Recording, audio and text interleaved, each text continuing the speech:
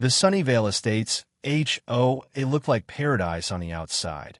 White picket fences, identical beige houses with approved navy shutters, and lawns trimmed to exactly 3 inches or else. Inside, it was a police state run by one woman who wore her title like a crown, Emily Mitchell, president of the board for 8 straight years. At 34, she owned the fanciest aesthetic salon in the next town over, drove a leased Mercedes that somehow never triggered the no commercial vehicles rule, and had convinced the entire neighborhood that she was the reason property values stayed high. I was Zoe Gomez, 31, emergency room nurse, the one who actually paid the HOA dues on time, but still got cited every other month. My little ranch house at 1422 Maple Lane had the wrong shade of mulch last spring, $1.50 fine. My Christmas lights went up November 28th instead of December 1st, another $200. Emily personally delivered every violation notice with that syrupy smile and we're just protecting everyone's investment. Zoe dear, my parents, who lived 3 streets over in the bigger model with the 3-car garage, thought Emily walked on water.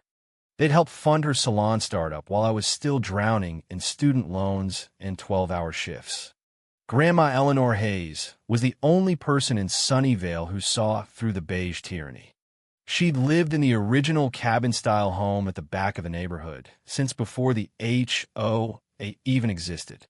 The board had been trying to force her to replace her natural stone walkway with community-approved concrete for years. But Grandma just smiled and reminded them the covenants didn't apply to the founding family. Emily hated that. 2 weeks before Christmas, my phone lit up with Grandma's face. She looked thinner on the screen, voice raspy from the mountain air. She still insisted on calling fresh. I want everyone home this year. Zoe. Real home. My house. No excuses. Emily's pixelated face popped onto the split screen from her walk-in closet, already rolling her eyes. Montana weather in Ohio? Grandma, the Wi-Fi out there is prehistoric. Grandma didn't blink. I'm paying for the flights and the rentals. And there's a special gift this year. But you have to be present. All of you. Emily's nail file stopped mid-stroke. The word gift had the same effect on her that the word fine had on the rest of Sunnyvale. I drove the 16 hours straight through because plane tickets were impossible on my bank balance of $214. My 10-year-old sedan rattled the whole way while the family group chat blew up with complaints about rental SUVs and ruined boots. When I finally pulled into Grandma's driveway, the snow was falling thick and the cabin glowed like a snow globe someone had forgotten to shake. The moment I stepped out, Grandma wrapped me in arms that felt too light. I pressed the deep red scarf I'd knitted into her hands. She buried her face in it and whispered, "You're the only one who ever comes without an invoice." Sweet girl. Inside, the Christmas tree was covered in the same hand-carved wooden ornaments she'd made since I was little. No plastic perfection like Emily preferred. The rest of the family arrived in a cloud of designer perfume and passive-aggressive comments about the rustic decor. Emily immediately started filming for her salon's Instagram. Vintage cabin Christmas, giving major poverty chic vibes. Besties. Grandma just stared at the camera like it was a loaded gun. Dinner was the usual performance. Uncle Victor talked portfolios. Mom and Aunt Linda complained about the stove. Dad asked if the roof leak had been fixed yet, never offering to climb up himself. Emily kept steering every conversation back to investments and what Grandma's old mining land might be worth now. I stayed quiet, chopping vegetables, until Grandma pulled me into the pantry. Her hand was cool and steady when she squeezed mine. I know about the loans, the extra shifts, the HOA fines Emily keeps stacking on you. This year I'm helping. $15,000. Just for you. But don't breathe a word until you're back in Ohio. They see money differently than we do. My throat closed. 15 grand would kill the worst of my private loans. I hugged her tight and promised. After the roast, Grandma brought out the polished wooden box. White envelopes for everyone else, 2,000 each. Polite thank yous that didn't hide the disappointment. Then she pulled out one deep red envelope tied with gold ribbon. This one is for Zoe. Open it alone when you get home. Promise me. Emily's head snapped up like a prairie dog. The temperature in the room dropped 10 degrees. Grandma kept going. There's also a yellow envelope in my bedroom safe. It holds the rest of the estate, the mining investments, the land, everything. 41 million, give or take. It gets opened only after I'm gone, only by my attorney Thomas Reed. Anyone else breaks that seal, and the whole thing goes to the state of Montana. No exceptions. The silence was so complete, I could hear the snow hitting the windows. Emily laughed too loud. Grandma, you're so dramatic. It's like a movie. But her eyes stayed glued to the red envelope, now resting beside my plate. I slid it into my bag and felt the weight of every stare in the room. That night, I crashed in the guest room under the eaves, exhausted from the drive and the emotional whiplash. I tucked the red envelope into the inner zipper pocket of my tote, left the bag beside the nightstand, and told myself this was family. No need to lock the door. At 2:14 a.m., the tiny motion camera Grandma had asked me to help install in the ceiling beam last summer, disguised as a smoke detector, woke up. Emily crept in wearing silk pajamas and thick socks. She moved like a cartoon burglar, flashlight from her phone sweeping the floor. She knelt by my bag, unzipped it without a sound, and lifted the red envelope. Then, clever as always, she slipped in a plain white decoy from the kitchen drawer. She leaned over my sleeping face and mouthed, "Just borrowing it. Little sister, you don't need 15 grand more than I need to keep up appearances." She didn't stop there. Adrenaline and greed are a dangerous cocktail.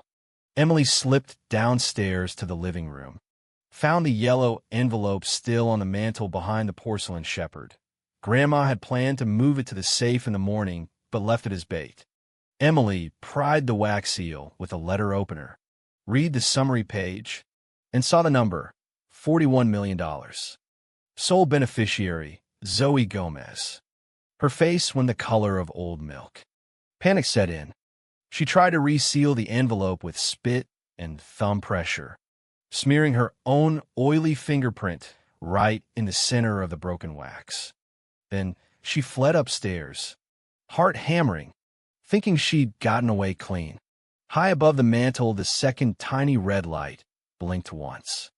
Grandma had installed 2 cameras, one for the bedroom hallway, one for the living room, both feeding to a cloud drive only Thomas Reed and I knew about. Christmas morning smelled like burnt bacon and desperation. I went upstairs to check my bag before the white envelope ritual and found the red, one torn open and empty. The decoy white envelope mocked me from the bottom. Rage, quiet, cold. Patient rage I'd been storing for 31 years rose in my chest like a tide. I marched downstairs holding the shredded red paper like evidence in a murder trial. "Where is it?" My voice didn't shake. Emily was leaning against the kitchen counter, eating a strawberry with the smugness of a cat who'd just swallowed the canary. "What are you talking about?" "Zoe, 15,000? Grandma probably gave you a gift card at Target, and you're making up drama again." Mom sighed theatrically. Dad slammed his hand on the table. "Not this again. Emily has a business to run. You drive a car that sounds like a lawnmower. Why would she steal from you?" Grandma sat at the end of the table, hands around her tea mug, eyes sharp. She didn't defend me out loud. She just said softly, "If something truly belongs to you, Zoe, it has a way of coming back, even if it takes a detour." Emily laughed nervously. I left, drove 16 hours home through tears and snow, convinced I'd lost everything again. 3 days later, unpacking in my tiny apartment, a small white envelope fell out of Grandma's recipe notebook she'd slipped in my bag before I left. Plan B was written on the front in her shaky hand. Inside, a brand new check for $15,000 and a note.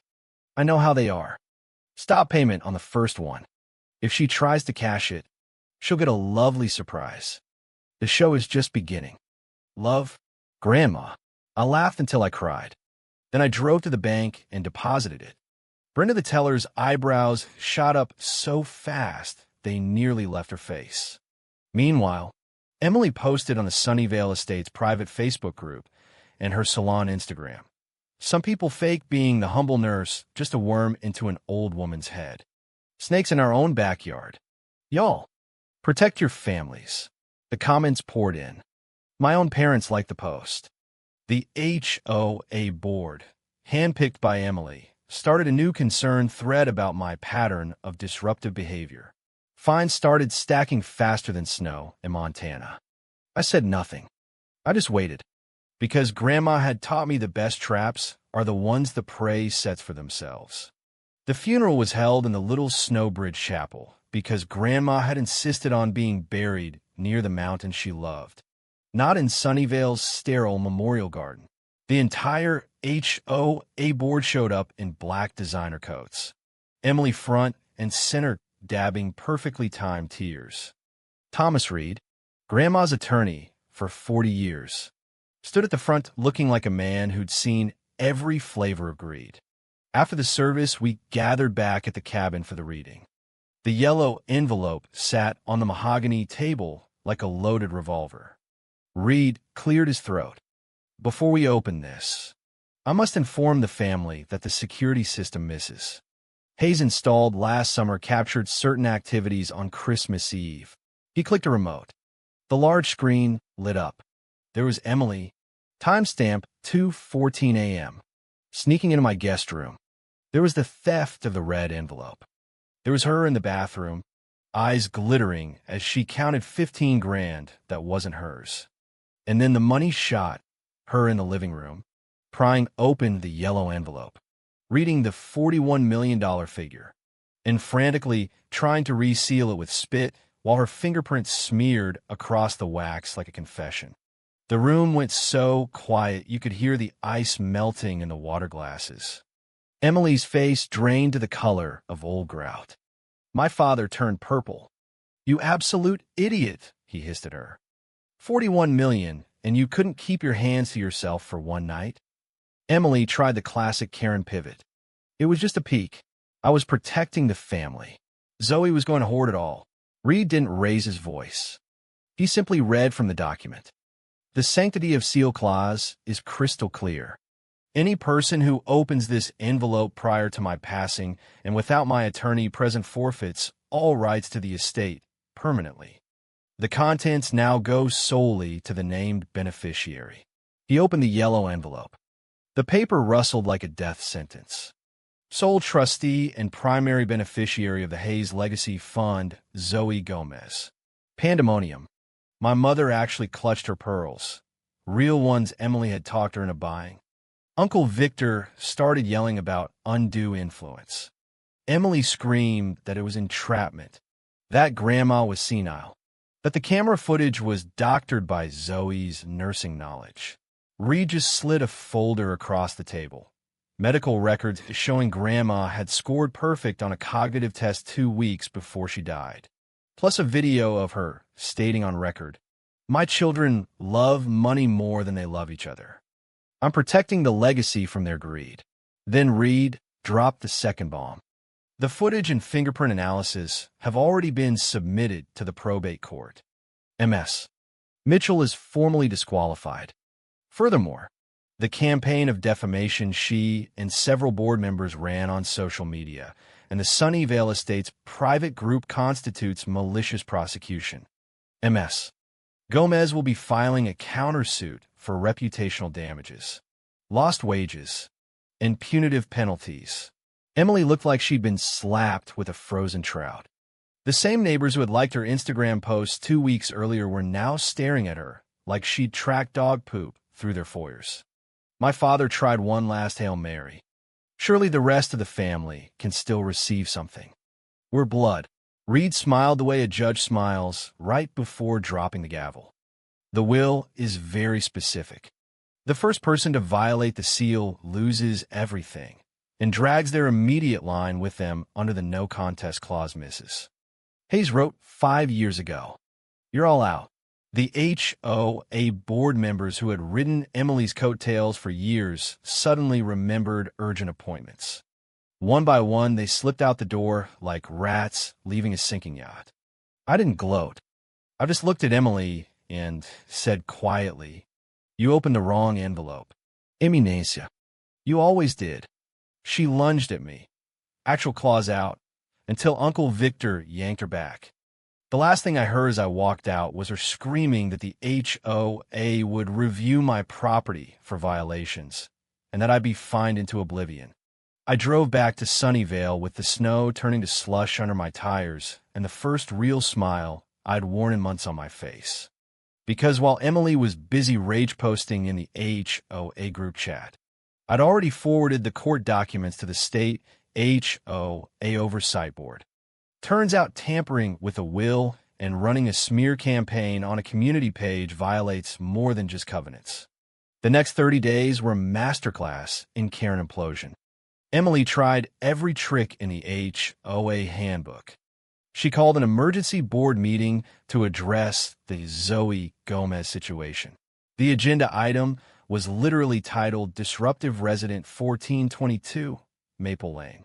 She presented a 20-page PowerPoint of every minor infraction I'd ever committed: mulch color, holiday light timing, even a photo of my trash can left out 10 minutes past the approved pickup window. The board, now terrified of being associated with her, squirmed. One member actually asked, "Emily, is this really the best use of our time after everything?" Emily's voice went up 3 octaves. "She's turning the neighborhood into a circus. We have standards." That was when I walked in, invited by the one decent board member who'd secretly hated Emily for years. I placed a single manila folder on the table. Inside, the full court transcript, the video stills, the fingerprint report, and a letter from Thomas Reed stating that any further harassment of the primary beneficiary of the Hayes Legacy Fund would be considered interference with a court-ordered trust. The room went dead silent. Someone actually whispered, "Holy shit." Emily tried the tears. "This is character assassination. My own sister." I corrected her calmly. "Half-sister by marriage only. And you stopped being family the night you decided 15 grand wasn't enough." The board voted 7-0 to remove her as president effective immediately and to refund every fine they'd ever issued me. Emily's face did something complicated, like a balloon deflating and inflating at the same time. She stormed out screaming about lawsuits. But the process server was already waiting in the parking lot with my countersuit papers. Defamation, intentional infliction of emotional distress, tortious interference with inheritance. Jordan Cole, my old college friend turned estate litigator, had gone full nuclear. The Sunnyvale Estates Facebook group exploded. The same neighbors who had called me a snake 2 weeks earlier were now posting, "We had no idea, and the board needs transparency." Emily's salon lost 3 influencers overnight when the video clip of her stealing the red envelope somehow found its way on a TikTok with a caption, "When HOA Karen tries to steal Christmas." Views hit 2 million in 48 hours. My parents tried one last family intervention at their McMansion. Dad offered to mediate. Mom cried about blood is thicker than water. I sat on their perfect white sofa and asked one question when Emily was posting that I was abusing Grandma. "Did either of you once ask me for my side? Or did you just like the post?" The silence was louder than any fine notice. I stood up. Grandma left the money to the person who actually showed up, not the people who showed up for the photo op. "We're done here." I walked out feeling lighter than I had in years. Behind me, I heard my mother say, "Mark, what have we done?" Too late for that question. Meanwhile, the 41 million was still frozen, pending final probate. But the 15,000 had already paid off my worst loans. I slept through the night for the first time since nursing school. The courtroom in downtown Riverside was packed with reporters who'd smelled blood in the water. Emily arrived in a beige power suit that screamed, "I'm innocent and also better than you." Her lawyer tried to paint me as the greedy nurse who had manipulated a frail old woman with medical knowledge. The judge looked bored until Jordan stood up. "Your Honor, we'd like to enter Exhibit A, the complete security footage." The lights dimmed. The entire courtroom watched Emily creep into my room, steal the red envelope, then pry open the yellow one like a raccoon in a dumpster. When the clip ended on her smearing her own fingerprint across the wax seal, someone in the gallery actually applauded. The judge banged her gavel, but her mouth was twitching. Emily's lawyer tried it was just a peak defense.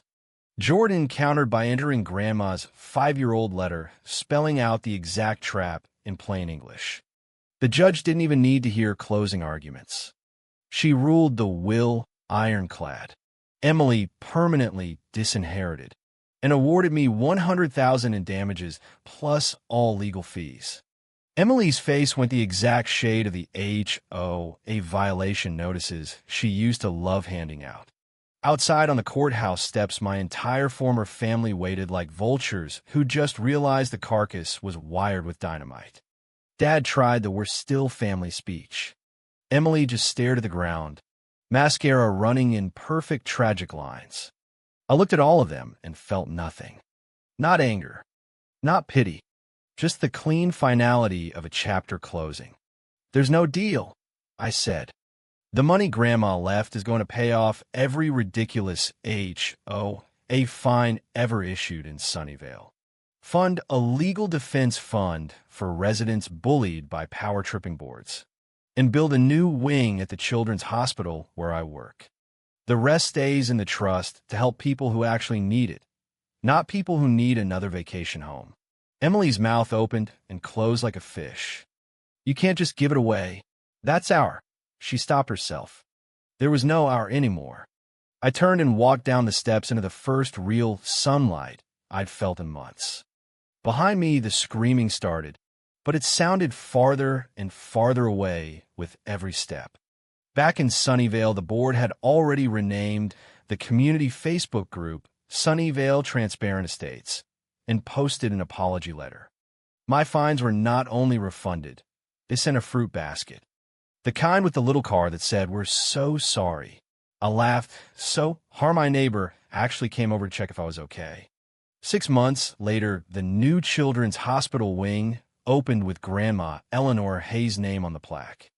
I stood at the ribbon cutting in my scrubs, the same red scarf she'd loved wrapped around my neck. The local news asked for a comment. I kept it simple. My grandmother taught me that money is just a magnifying glass. It doesn't change people, it just shows who they really are. Bigger.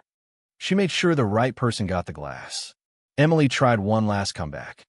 She showed up at the event in oversized sunglasses, claiming she was there to support the community.